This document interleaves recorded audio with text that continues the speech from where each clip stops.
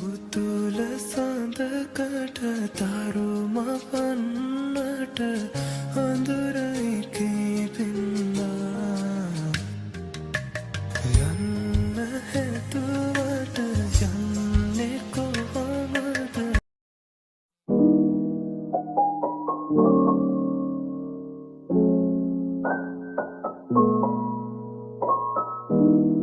Hi යාළුවනේ මං හිතනවා ඔයාලා හැමෝම සතුටින් පරිස්සමෙන් ඉන්නවා ඇති කියලා. මං හිතුවා අද දවසේ ඔයාලත් එක්ක වීඩියෝ එකක් කරන්න ඕනි කියලා. මට අද ක්ලාස් දවසක් මං හිතුවා ක්ලාස් දවසක් ගෙවෙන්නේ කොහොමද කියලා ඔයාලත් එක්ක බෙදා ගන්න. එහෙනම් අපි යමු නේද ලොග් එකට.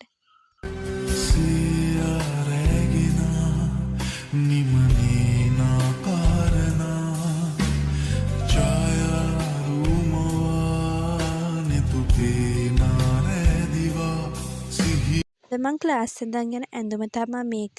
මේ දවස්වල වහිනවනේ කරන්ට් එක ෂුවර් නැති හින්දා මං හිතුවා කලින්ම අයන් කරගත්තොත් හොඳයි කියලා. කොහොමනම් අයන් කරන්න ඕනි නෑ. ඒක උඩින් දාන කෝට් එක විතරයි අයන් කරගන්න ඕනේ. ඒ හින්දා මම ඒක ඉක්මනට අයන් කරගන්න ඕනේ. අනේ ඉතින් මගේ නිසා බලාන ඉන්නවා සිතා මගේ නැතත් අනේ මං ක්ලාස් වල යන බෑග් ලෑස්ති කරගන්න තමයි හදන්නේ. මං කලින් දවසේ ක්ලාස් වැඩ ටික කරා. දැන් බෑග් එකට පොත් ටික දාලා අහුරගෙන තමයි තියෙන්නේ. අපි අහුරගමු එහෙනම්. මුලින්ම ක්ලාස් වල යන පොත් ටික දාගන්නවා බෑග් එකට.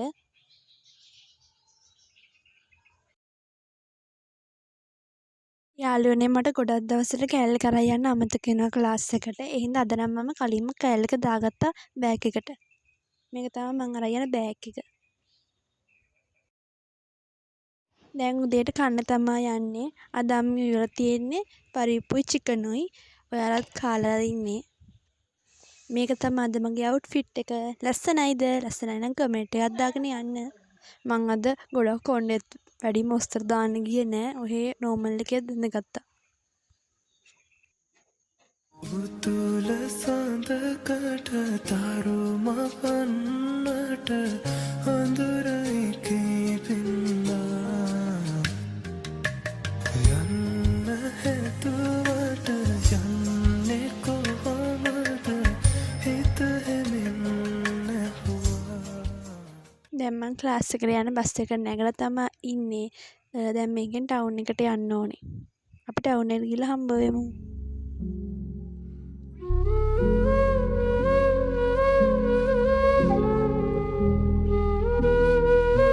ඉතින් යාළුවනේ මං දැන් ටවුන් එකට ඇවිල්ලා ඉන්නේ. දැන් මෙතනින් බස් එකක් යනකන් ඉඳලා මං ක්ලාස් තියෙන තැනට යන්න ඕනේ.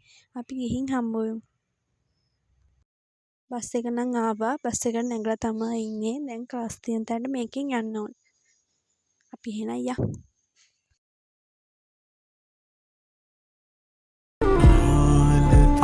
පරකානේ පාය පන්සඳ මාගේ නාවතින්කම් නෑනේ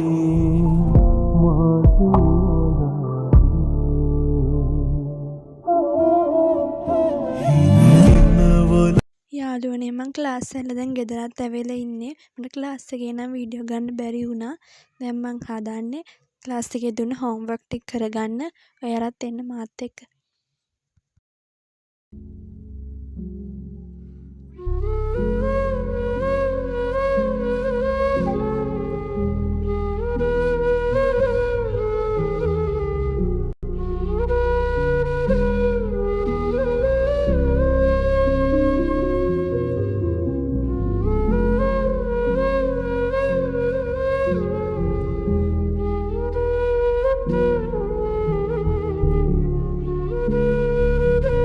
යාළුවනේ මං ඔයාලට අද ස්ටඩි ටිප් එකක් කියා දෙන්නම්.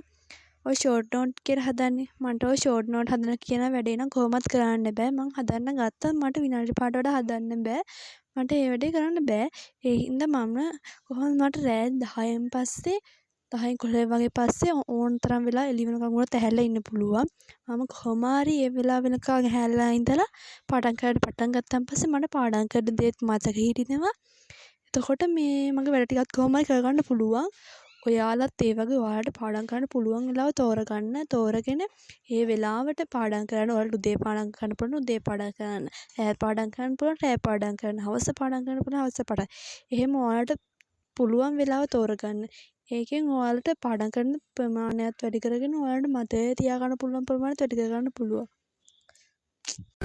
සියරැගෙන නිමනේන එහෙනම් යාළුවනේ අදට මම ගිහින් එන්නම්.